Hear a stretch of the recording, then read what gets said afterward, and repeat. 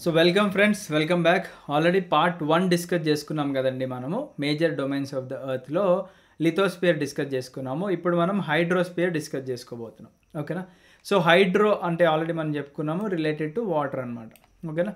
So మన ఎర్త్ని blue planet అని చెప్పేసి అంటాం. ఎందుకండి మనకి ఎందుకు అంటే more than 71% of the earth is covered with water. Already previous చాప్టర్లో దాన్నే మనం 2/3 of the earth is covered with water అని చెప్పేసి అనుకున్నాము. అండ్ కేవలం 29% మాత్రమే మనకి ఇక్కడ ల్యాండ్ అనేది ఉందన్నమాట. ఓకేనా. అంటే కేవలం మనం ఈ 29%లోనే బిలియన్స్ ఆఫ్ పీపుల్ మనం ఇక్కడ నివసిస్తున్నాం అనమాట. ఓకేనా. Hydrosphere consist of water in all its forms అనమాట. ఓకేనా. అవి ఏంటండి మనకి అంటే ఈ హైడ్రోస్పియర్లో మనకి ఏమేమి వస్తాయంటే as running water in the oceans and rivers and in lakes, తర్వాత ice in glaciers, underground water and the water vapour in the atmosphere all comprise the hydrosphere. అంటే హైడ్రోస్పియర్ అంటే మనకి ఓన్లీ మనకు కనిపించే నీళ్ళు కాదండి. ఇక్కడ ఏమేమి వస్తున్నాయి మనకి ఓషన్స్, రివర్స్, లేక్స్లో ఉన్న రన్నింగ్ వాటర్ ఏదైతే ఉన్నాయో అవి, దాంతోపాటుగా గ్లేషియర్స్లో ఉండే ఐస్, తర్వాత మన అండర్ గ్రౌండ్ ఉండే అంటే భూమి కింద ఉండే నీరు, తర్వాత వాటర్ వేపర్ అంటే వాటర్ మనకి ఆవిరైపోతే వాటర్ వేపర్ అవుతుంది కదండి అట్మాస్ఫియర్లో, అది ఇవన్నీ కలుపుకుంటే మనకి అట్మాస్ఫియర్ అంటాం అనమాట. అయితే ఇక్కడ ఇంట్రెస్టింగ్ ఫ్యాక్ట్ ఏంటంటే more than 97% of the earth's water is found in oceans and is too salty for human use అనమాట. అంటే ఇప్పుడు మనకి కొద్దిగా టెక్నాలజీని యూజ్ చేసి ఓషన్ వాటర్ని కూడా తాగే విధంగా ఉండడానికి ప్రయత్నిస్తున్నారండి. అవన్నీ టెస్ట్స్ అనేవి నడుస్తున్నాయి. చూడండి, ఇన్ని బిలియన్స్ ఆఫ్ పీపుల్ మన భూమి మీద నివసిస్తున్నాం కదా. మరి ఇంతమంది బిలియన్స్ ఆఫ్ పీపుల్కి మనం కేవలం తాగేది ఎంతో తెలుసా అండి? ఫ్రెష్ వాటర్ కేవలం 2.5% మాత్రమే. అంటే మనం 29% ఆఫ్ ద ల్యాండ్ ఏరియాలో మనం బిలియన్స్ ఆఫ్ పీపుల్ నివసిస్తుంటే అన్ని బిలియన్స్ ఆఫ్ పీపుల్ కేవలం 2.5% ఆఫ్ ద ఫ్రెష్ వాటర్ కోసం కొట్టుకుంటున్నాయి అనమాట. మిగతా 97.5% అంతా ఓషన్ వాటర్ అండ్ అలాగే అవి టూ మచ్ సాల్టీ ఉంటుంది అనమాట. మనం తాగడానికి పనికిరావు. అదే వాటిని కూడా టెక్నాలజీ డెవలప్ చేసి తాగడానికి యూజ్ ఉంటే అందరికీ కూడా చాలా బెనిఫిట్ అని చెప్పుకోవచ్చు. నెక్స్ట్ చూడండి, a large portion of the rest of the water in the form of ice sheets and glaciers are under the ground and a very small percentage is available as fresh water for human use అనమాట. అంటే మనకి a large proportion of the rest of the water అంటే ఈ 97 కాకుండా మిగతా ఉన్న 3% అనుకుంటా round figure, అది మనకి ఐస్ షీట్స్ అంటే మనకి ఐస్ గడ్డగట్టేసి మనకి ఆర్క్టిక్ అండ్ అంటార్క్టిక్ ఏరియాస్లో ప్రవహిస్తూ ఉంటుంది. గ్లేషియర్స్లో కానివ్వండి, అంటే గ్లేషియర్స్ రూపంలో కానివ్వండి, లేకపోతే భూమి కింద ఉందంట మనకి అండర్ గ్రౌండ్ ఉందంట, అండర్ ద గ్రౌండ్. ఓకేనా. And very small percentage is available as fresh water for human use. అంటే ఉన్న అరౌండ్ 3%లో నుంచి ఇంకా గ్రౌండ్ వాటర్, ఐస్ షీట్లు అవి పోతే ఇంకా చాలా తక్కువ పర్సంటేజ్ మీద మనం బ్రతుకుతున్నామని చెప్తున్నారు. అయితే ఇది చిన్నపిల్లలకి ఒక చిన్న టాస్క్ ఇచ్చారండి. ఇక్కడ ఎన్ని బాక్సెస్ ఉన్నాయో కౌంట్ చేస్తే ఎక్కువ నెంబర్ ఆఫ్ బాక్సెస్ దేనికి వస్తాయి, అది లార్జెస్ట్ ప్లానెట్ అని చెప్పుకున్నాం. ఆల్రెడీ మనం చెప్పుకున్నాం ఇక్కడ Asia, Africa, north America, south America, Antarctica, Europe and Australia, పెద్దది నుంచి చిన్న వరకు ఉన్న ప్లానెట్స్ లిస్ట్ ఆల్రెడీ చెప్పుకున్నాము. ఓకేనా. సో ఇప్పుడు ఈ హైడ్రోస్పియర్లో మనం చూసుకున్నట్లయితే ఓషన్స్ గురించి డిస్కస్ చేసుకుందాం. ఎందుకంటే మేజర్ పోర్షన్ వచ్చేసి మనకి ఓషన్సే ఉన్నాయి కాబట్టి. ఓకేనా. అండ్ అవన్నీ కూడా ఇంటర్ కనెక్ట్ అయి ఉన్నాయి ఆల్రెడీ మనం చెప్పుకున్నట్టుగానే. అండ్ ద ఓషన్ వాటర్ ఏదైతే ఉందో ఎప్పుడు కూడా మూవింగ్లో ఉంటాయి అన్నమాట. Ocean waters are always moving. ఓకేనా. The 3 chief movements of ocean waters are the waves, the tides and the ocean currents అనమాట. ఓకేనా. అంటే ఓషన్ వాటర్ ఎప్పుడు కూడా కదులుతూ ఉంటుందంటే దాని అర్థం ఏంటండి, మనకి అలలు వస్తూ ఉంటాయి కదా, మనకి ఓషన్ వేవ్స్ కానివ్వండి, ఓషన్ టైడ్స్ కానివ్వండి, లేదా ఓషన్ కరెంట్స్, ఇవన్నీ వీటన్నిటి వల్ల మనకి ఎప్పుడు ఆ మూమెంట్ అనేది అలా కనిపిస్తూ ఉంటుంది. అయితే మనకి మన భూమి మీద ఉన్న 5 మేజర్ ఓషన్స్ ఏవి, 7 ఖండాలకు గాను మనకి అంటే 7 కాంటినెంట్స్కి గాను మనకి 5 మేజర్ ఓషన్స్ ఉన్నాయి. ఏంటంటే అవి పైసా అని గుర్తుపెట్టుకోండి మీరు అందరూ కూడా. 5 మేజర్ ఓషన్స్ ఏంటి అంటే పైసాలో పి స్టాండ్స్ ఫర్ ఏంటండి ఇక్కడ మనకి పెసిఫిక్ ఓషన్. ఒక్క నిమిషం అండి. Okay, P stands for Pacific ocean, A stands for Atlantic ocean, I stands for Indian ocean, S stands for southern ocean and A stands for Arctic ocean అనమాట. ఓకేనా, in the order of their size. ఓకేనా, మనం figure 5.1 చూసుకున్నట్లయితే 5.1 అంటే మనకి పక్క దాంట్లో చూద్దాం, క్లారిటీ ఉంటుంది. ఓకేనా, 5.1లో ఆల్రెడీ మనకి ఇక్కడ చూసుకుంటాం. పసిఫిక్ ఓషన్ ఇక్కడ ఉంది, అట్లాంటిక్ ఓషన్ ఉంది. ఓకేనా, ఇండియన్ ఓషన్ ఉంది మనకి పైసాలో PAI, తర్వాత S అంటే సదర్న్ ఓషన్ ఉంది, తర్వాత ఆర్క్టిక్ ఓషన్ ఉంది మనకి ఇక్కడ. ఓకేనా, సైజ్ ప్రకారంగా ఓషన్ కూడా అలానే ఉన్నాయి మనకి. అయితే ఇక్కడ చెప్పుకున్నట్టుగానే Pacific Ocean is the largest ocean అనమాట. ఓకేనా, అయితే ఇందాక చెప్పుకున్నాం మనము పైన ద డీపెస్ట్ ట్రెంచ్, అది కూడా ఎక్కడ ఉందండి, మెరీనా ట్రెంచ్ అనేది కూడా మనకి పసిఫిక్ ఓషన్లోనే ఉందన్నమాట. ఓకేనా, and it is spread over 1/3 of the earth. అంటే మన భూమిని 3 భాగాలుగా చేస్తే ఒక భాగం పసిఫిక్ ఓషనే ఉందంట. ఓకేనా, and the Pacific Ocean is almost circular in shape. ఓకేనా, పసిఫిక్ ఓషన్ మనం చూసుకున్నట్లయితే ఇది ఆల్మోస్ట్ సర్క్యులర్ ఇన్ షేప్లో ఉంది. And Asia, Australia, North and south America దీన్ని చుట్టుముట్టు ఉంటాయి అన్నమాట. ఓకేనా, అంటే ఇక్కడ ఇటు సైడ్ నార్త్ అండ్ సౌత్ అమెరికాకి. ఓకేనా, అండ్ మన భూమి చుట్టూ ఉంటుంది, బట్ ఇక్కడ మనకి ఒక పేపర్ లాగా ఇచ్చుకున్నాం కాబట్టి ఇటు సైడ్ చూసుకున్నట్లయితే ఏషియా అండ్ ఆస్ట్రేలియాకి రైట్ సైడ్లో, నార్త్ అమెరికా అండ్ సౌత్ అమెరికాకి లెఫ్ట్ సైడ్లో ఉండేదే మన పసిఫిక్ ఓషన్. అదే మనం ఇక్కడ చెప్పుకుంటున్నాం అనమాట. Asia, Australia, North and South అమెరికాని చుట్టుముట్టింది అని చెప్పేసి. నెక్స్ట్ చూడండి, అట్లాంటిక్ ఓషన్ వచ్చేసి సెకండ్ లార్జెస్ట్ ఓషన్ అండి in the world, and it is S shaped అనమాట. ఓకేనా, మనకి అట్లాంటిక్ ఓషన్ చూసుకున్నట్లయితే ఇక్కడ చూడండి, ఇట్లా ఎస్ షేప్ లాగా ఉంది మనకి ఇక్కడ. Okay, it is S shaped and it is flanked by the North and South Americas on the western side and Europe and Africa on the eastern side. ఏం లేదండి, సింపుల్ మనకి ఏ ఓషన్కి అయినా కానీ ఇక్కడ పసిఫిక్ ఓషన్ ఉందనుకోండి, మన ఈక్వేటర్ నుంచి పైన చూసుకున్నట్టయితే దీన్ని నార్త్ పసిఫిక్ ఓషన్ అనుకుంటాం, దీన్ని సౌత్ పసిఫిక్ ఓషన్ అనుకుంటాము. అట్లాంటిక్ ఓషన్ కూడా అలానే north Atlantic ocean, south Atlantic ocean అలా అనుకుంటాము. అయితే మనకి నార్త్ అమెరికా అండ్ సౌత్ అమెరికాకి రైట్ సైడ్లో అంటే ఈస్ట్ సైడ్లో, యూరోప్ అండ్ ఆఫ్రికాకి వెస్ట్ సైడ్లో ఉంది అని ఇక్కడ చెప్తున్నాను అనమాట. ఓకేనా, సో చూడండి, flanked by North and South Americas on the western side and Europe and Africa on the eastern side. Okay na? Next student, the coastline of Atlantic Ocean is highly indented and this irregular and indented coastline provides ideal location for natural harbors and ports anamata. And from the point of view of commerce, it is the busiest ocean. Okay na? So చూడండి ఇక్కడ the Pacific Ocean or the coastline, Atlantic Ocean గురించి, the coastline of Atlantic Ocean is highly indented అని చెప్పేసి అనుకున్నాము. Indent అంటే ఏంటంటే nothing but మనకి జిగ్జాగ్గా ఉండడం అనమాట. ఓకేనా, అంటే మనకి ఇక్కడ ఒక ఎగ్జాంపుల్ ఇచ్చారు చూడండి, ఇండెంటెడ్ కోస్ట్ లైన్ అని చెప్పేసి. ఇండెంటెడ్ కోస్ట్ లైన్ అంటే మనకి ఇలాగ జిగ్జాగ్గా లేదా ఇర్రెగ్యులర్గా ఉంటే దానివల్ల ఏమవుతుందండి, మనకి అది ఒక మంచి న్యాచురల్ హార్బర్ లాగా యాక్ట్ చేస్తుంది అనమాట. ఓకేనా, so this irregular and indented Coast line provides ideal location for natural harbours. అంటే హార్బర్స్ అండ్ పోర్ట్స్ అంటే ఏంటంటే మనకి ఎక్కడైతే మన షిప్స్ పెట్టుకోవడానికి అవకాశం ఉన్నాయన్నమాట, పెద్ద పెద్ద కంటైనర్ షిప్స్ కానివ్వండి, నార్మల్ షిప్స్ కానీ అక్కడ మంచిగా ఉండడానికి అవకాశం ఉంటుందన్నమాట. From the point of view of commerce అంటే మనకి కామర్స్ పరంగా చూసుకున్నట్లయితే ఇది ఒక బిజియెస్ట్ ఓషన్ అని చెప్పుకోవచ్చు మనకి ఇక్కడ. ఓకేనా, ఎస్. నెక్స్ట్ చూడండి, ఇండియన్ ఓషన్ మనకి the only ocean that is named after A country. అంటే మన భారతదేశం పేరు మీద ఉండే ఒక ఓషన్ అనమాట. అంటే ఒక కంట్రీ పేరు మీద ఉన్న ఓషన్ ఏది లేదు ఎక్సెప్ట్ ద ఇండియన్ ఓషన్. ఓకేనా, the shape of the ocean is almost triangular అని చెప్తున్నారు. సో మనకి ఇండియన్ ఓషన్ చూసుకున్నట్లయితే ఆల్మోస్ట్ మనకి ఒక ట్రయాంగులర్ షేప్లో ఉందని చెప్తున్నారు. నెక్స్ట్ వచ్చేసి in the north it is bounded by Asia. ఓకేనా, మనకి నార్త్ సైడ్లో ఇండియన్ ఓషియాకి చూసుకుంటే మనకి ఇటు సైడ్ నార్త్లో ఏషియా ఉంది. And in the west by Africa and east by Australia. West సైడ్లో చూసుకుంటే ఆఫ్రికా ఉంది, ఈస్ట్ సైడ్లో చూసుకుంటే ఆస్ట్రేలియా ఉందన్నమాట మనకి ఇక్కడ. ఓకేనా, so this is all about Indian Ocean. Next Southern Ocean చూసుకోవచ్చు మనకి.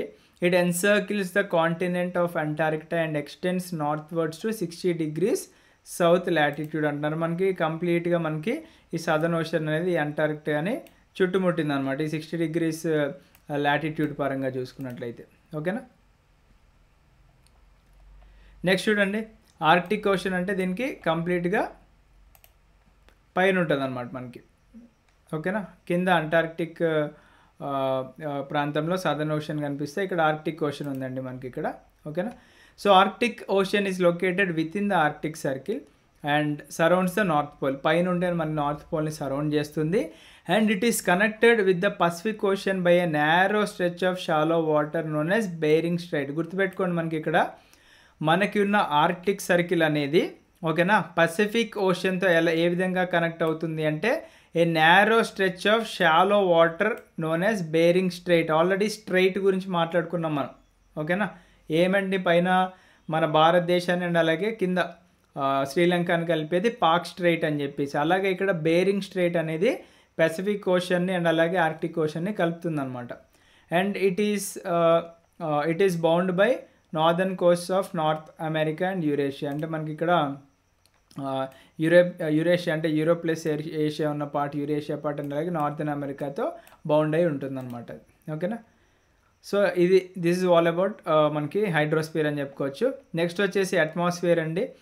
కాంపిటేటివ్ ఎగ్జామ్స్లో ఏంటంటే కింద నుంచి పైకి ఉన్న అట్మాస్ఫియరిక్ లేయర్స్ గురించి అడుగుతారు, which is like troposphere, stratosphere, mesosphere, thermosphere and exosphere. ఈ లేయర్స్ మనకి ఒక ఆర్డర్లో అడుగుతారనమాట కింద నుంచి పై వరకు. సో ఇది చాలా ఇంపార్టెంట్, గుర్తుపెట్టుకోండి.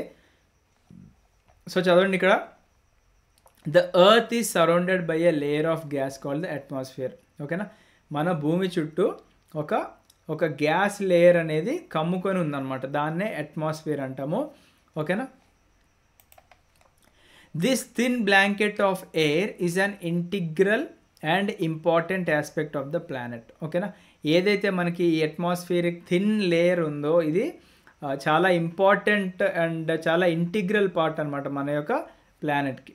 It provides us with air we breathe. మనం ఇప్పుడు ప్రశాంతంగా గాలి పీల్చుకుంటున్నామంటే it is all because of the atmosphere.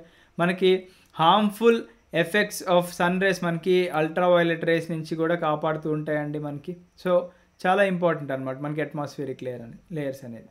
So the atmosphere extends up to a height of about 1600 kilometers. అంటే మనము కింద నుంచి చూస్తే మన భూమి నుంచి పై వరకు కూడా 1600 kilometers వరకు కూడా మనకి ఈ అట్మాస్ఫియరిక్ లేయర్స్ అనేది 5 రకాలుగా డివైడ్ అయి ఉందన్నమాట మనకి. ఓకేనా. ఆల్రెడీ మనం చెప్పుకున్నాం ఆ 5 ఏంటో. బేస్డ్ ఆన్ దేర్ కంపోజిషన్, అంటే మనకి ఏమున్నాయి, వాటి యొక్క టెంపరేచర్ అండ్ అదర్ ప్రాపర్టీస్ని బేస్ చేసుకొని మనకి ఇక్కడ ఉంటుందన్నమాట. ఓకేనా.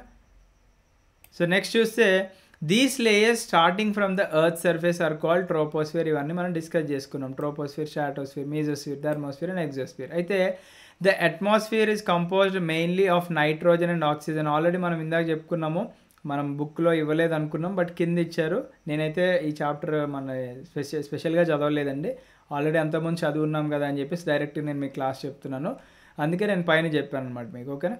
సో నైట్రోజన్ 78% ఉంది, ఆక్సిజన్ 21% ఉంది, అండ్ ఇంకొక 1% అదర్ గ్యాసెస్. ఇది ఆల్రెడీ మనం చెప్పుకున్నాం అనమాట. ఓకేనా. That is carbon dioxide, argon and other comprise of 1% by volume అంటున్నారు. Oxygen is the breath of life with nitrogen helps in the growth of living organisms. అంటే మనము గాలి ప్రశాంతంగా బతుకున్నాము అంటే మన లైఫ్కి మనం ఆక్సిజన్ అనేది చాలా ఇంటేక్ చేస్తూ ఉంటాం అనమాట. తర్వాత లైక్ లివింగ్ ఆర్గానిజమ్స్ గ్రో అవ్వడానికి మనకి ఏం హెల్ప్ అవుతుంది అంటే నైట్రోజన్ అనేది హెల్ప్ అవుతుంది ఇక్కడ. ఓకేనా. నెక్స్ట్ కార్బన్ డైఆక్సైడ్ దేనికండి? కార్బన్ డైఆక్సైడ్ తో present in the minute amount. It is important as it absorbs heat radiated by the earth. అంటే మన భూమి నుంచి వచ్చే హీట్ ఏదైతే ఉందో ఆ రేడియేటెడ్ హీట్ని అబ్జార్బ్ చేసుకుంటుంది అనమాట, పీల్చుకుంటుంది. అండ్ మనకి ఇక్కడ ప్లానెట్ వామ్గా ఉంటుంది అనమాట. ఓకేనా. Next it is also essential for the growth of plants. మనకి ప్లాంట్స్ యొక్క గ్రోత్కి కూడా చాలా హెల్ప్ చేస్తుంది అనమాట. ఓకేనా. So the density of atmosphere varies with height. ఓకేనా.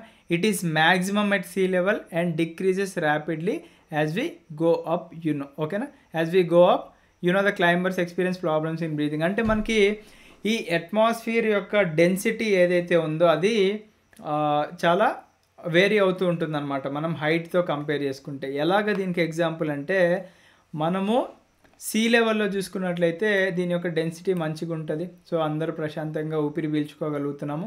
కానీ ఎప్పుడైతే మనం పైకి ఎక్కుతూ ఉంటామో, ఫర్ ఎగ్జాంపుల్ క్లైంబర్స్ మనకి Mount Everest or other peaks ఎక్కేటప్పుడు వాళ్ళు ఆక్సిజన్ సిలిండర్స్ క్యారీ చేస్తూ ఉంటారనమాట.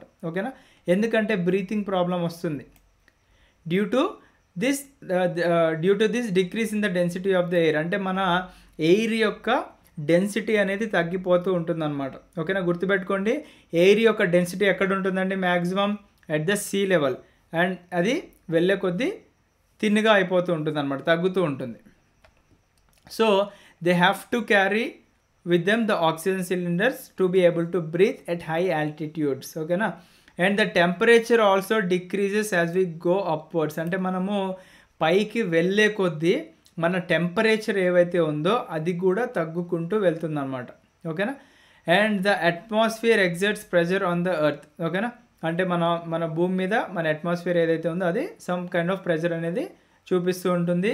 This varies from place to place. ఓకేనా, ఇది కూడా మనకి ప్లేస్ టు ప్లేస్ వేరీ అవుతూ ఉంటుంది అనమాట, డిఫర్ అవుతూ ఉంటుంది. Some areas experience high pressure and some areas experience low pressure. And air moves from high pressure to low pressure and moving air is known as wind అనమాట. అంటే మనకి air ఎప్పుడూ కూడా ఓకేనా హై ప్రెజర్ నుంచి లో ప్రెజర్కి ట్రావెల్ చేస్తూ ఉంటుందన్నమాట, మూవ్ అవుతూ ఉంటుందన్నమాట ఎయిర్ అనేది. సో అలా మూవ్ అయ్యే ఎయిర్నే మనం విండ్ అంటాం. ఓకేనా, అలా మూవ్ అయ్యే ఎయిర్నే మనం విండ్ అంటాం. సో ఇది గుర్తుపెట్టుకోండి మళ్ళీ ఒకసారి. The density of the atmosphere varies with dash అంటే హైట్ ప్రకారంగా అట్మాస్ఫియర్ యొక్క డెన్సిటీ వేరీ అవుతూ ఉంటుంది. దీనికి ఎగ్జాంపులే మనకి క్లైంబర్స్. ఓకేనా, నెక్స్ట్ టెంపరేచర్ కూడా ఏమవుతుందండి, మనకి పైకి వెళ్ళే కొద్దీ డిక్రీజ్ అయిపోతూ ఉంటుంది అనమాట టెంపరేచర్ అనేది. సో నెక్స్ట్ చూడండి బయోస్ఫియర్. సో దీని అన్నిటికి కూడా మనకి చక్కగా ఒక ఇమేజ్ ఇచ్చారు చూడండి. సో ఇదంతా కూడా లిథోస్ఫియర్ అనమాట, అంటే ల్యాండ్ మీద మనం నివసిస్తున్నాం కాబట్టి దిస్ ఈజ్ లిథోస్ఫియర్. ఓకేనా, ఇదేంటండి మనకి ఇక్కడ హైడ్రోస్ఫియర్, అంటే మనం నివసించే భూమి దగ్గరే మనకి ఏముందండి, ఇందాక చెప్పుకున్నాం అవన్నీ కూడా ఇంటరాక్ట్ అవుతూ ఉంటాయి అని చెప్పేసి చెప్పుకున్నాం. ఓకేనా, తర్వాత ఇక్కడ ఏముందండి అట్మాస్ఫియర్ ఉందన్నమాట. ఓకేనా, సో ఇవన్నీ కూడా కలిసి ఉన్న ప్లేసే మనకి బయోస్ఫియర్ అంటాం, wear the life exist.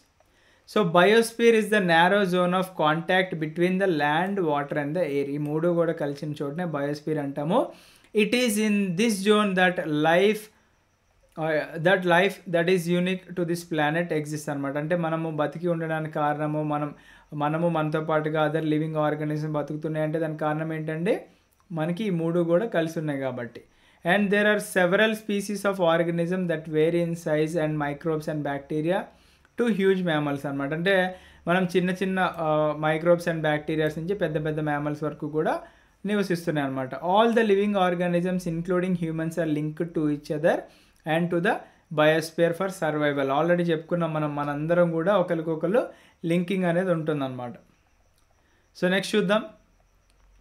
The organisms in the biosphere may broadly be divided into the plant kingdom and the animal kingdom. ఇది మనకి ఎక్కువ బయాలజీలో చదువుకుంటామండి, మనకి ప్లాంట్ కింగ్డమ్ అంటే ఏంటి, యానిమల్ కింగ్డమ్ అంటే ఏంటో.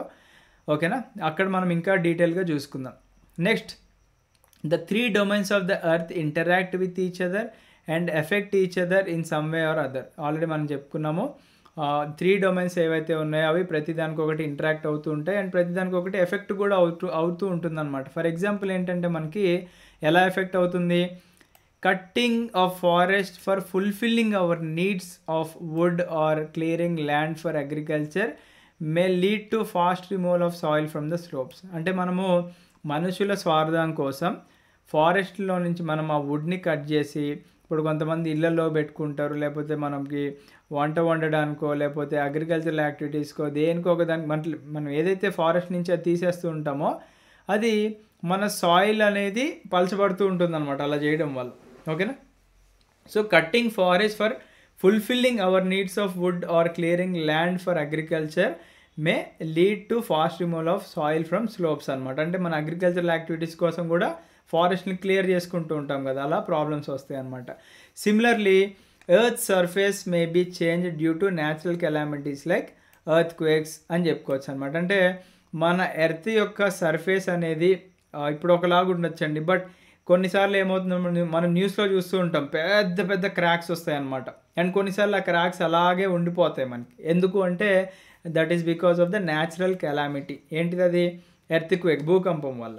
For example there could be a submergence of land has happened in the case of tsunami recently. అంటే మనకి కొన్నిసార్లు ఏమవుతాయండి మనకి ఫర్ ఎగ్జాంపుల్ ఏదైనా ఓషన్ పక్కన ఉన్నారనుకోండి, ఆ ల్యాండ్ అనేది మనకి లైక్ సునామీ వచ్చిందనుకోండి, ఆ సునామీ వస్తే ఏమవుతుంది, అది ఆ ల్యాండ్ మొత్తం కూడా సబ్మర్జ్ చేసేస్తుంది, ముంచేస్తుంది అనమాట.